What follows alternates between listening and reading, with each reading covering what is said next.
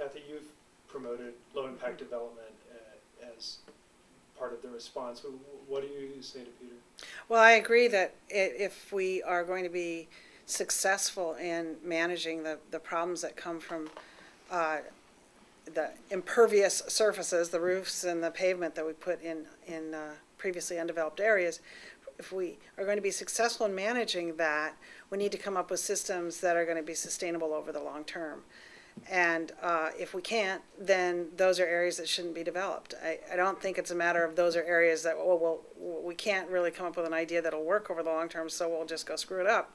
That's not an acceptable answer. We have to figure out solutions that will work. And if there's a site that doesn't accommodate a workable solution, that's probably not a site that should be developed. Well, it didn't accommodate that particular solution, so now there's the open detention as opposed to infiltration, and I would disagree that that is an unproven and inadequate. I mean, no matter what you do, there will always be some modest impact. And that's getting back to the balance between Puget Sound and providing for housing.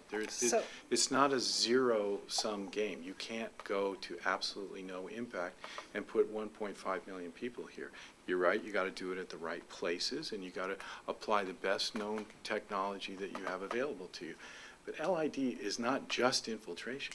LID comes in many shapes and forms in terms of the rain barrel solution, the open detention solution, how you grade, what kind of grass you use, do you allow irrigation, don't you?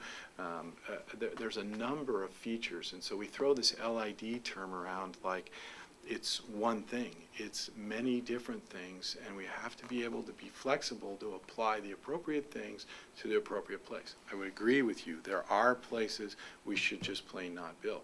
But if we draw that map too big, then we don't provide for the 1.5 So we need to million do the people. math here. If what we're talking about is we're going to continue to degrade Puget Sound, but at a slower rate because we're going to be balancing all these things, we don't get where we need to go. We have a degraded, unhealthy sound right now, and the challenge is to restore its health. So Right, that's the challenge. If we are going to also grow and develop, we're going to have to figure out a way that there is actually a net benefit to Puget Sound. And so that's where the balancing act gets more complicated, and more factors need to be put into that, because if what we're really talking about is just figuring out ways that our impact will be less.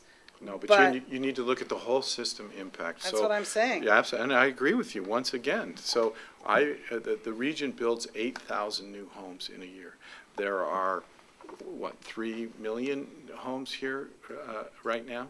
And so the 8,000 new homes, yes, just the act of building a home, no matter what you do, will create some impact because it's different from the natural condition. But we have to look at the total system. So we have to go back to that house in Wallingford.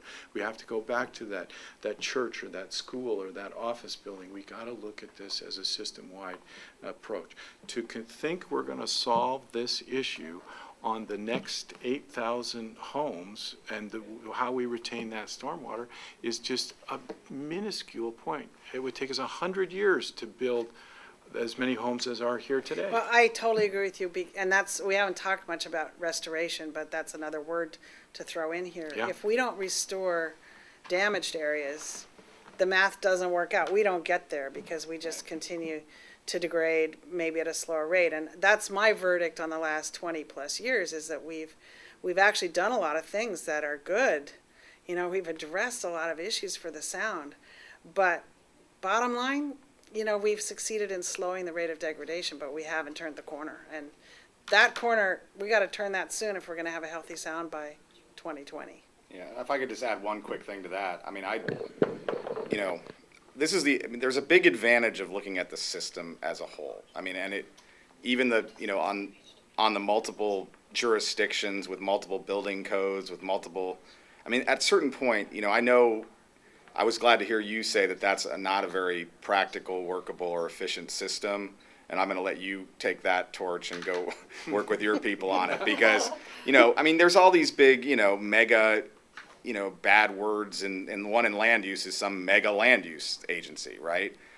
But I think if we had a really practical discussion to say we're not going to dictate exactly what is it from the top, we're not coming out in any black helicopters, we're not doing that, okay? But we need to have a discussion about the fact that it takes you 10 times as long. I mean, I was an environmental lawyer that tried to get people through the permit system, okay?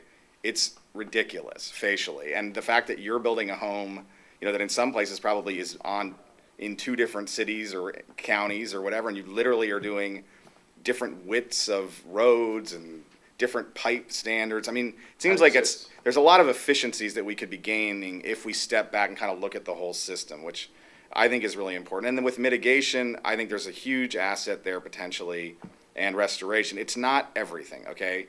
We can't just say we're going to go restore and we'll get back to perfect. And we've got to be doing both prevention. We've got to make sure that we're protecting the best places going forward that are really providing high function for this ecosystem. So that's one thing we're really looking at is A, finding out where they are and being clear about that, and then B, going out on a really solid campaign to try to acquire those or do whatever we have to do to protect them. But there is a point, and there's certain people in the mitigation field that think mitigation is always a zero-sum game, that you can't ever get back to anything higher than the impact you've made. That's actually not true.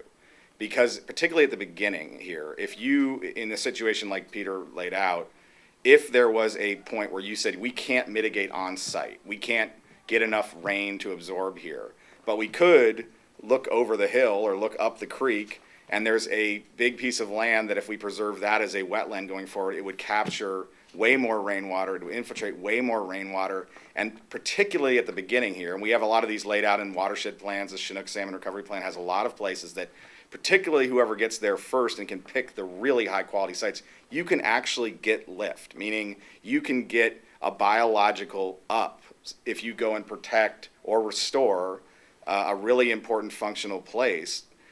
You can actually get better than the impact that you've got in a particular site. But we've got to be willing to look at the whole system and make those kinds of trades and then have a functional, you know, system, meaning the government permitting system that enables those kinds of creative solutions. Right now, you know, if you take a permit thing, you've got all these multiple agencies. If you get 2 out of 3 doing it well, it doesn't help you because you get hung up by the third one. So we've got to be real practical, real honest, and really stand back from this whole thing and try to figure out as a society, how are we going to live here? I think we've got a lot of the parts, and we've got a lot of studies and a lot of information, but we got to knit this all together into a cohesive strategy. And I hope that's what the action agenda that we're going to produce in December is going to do.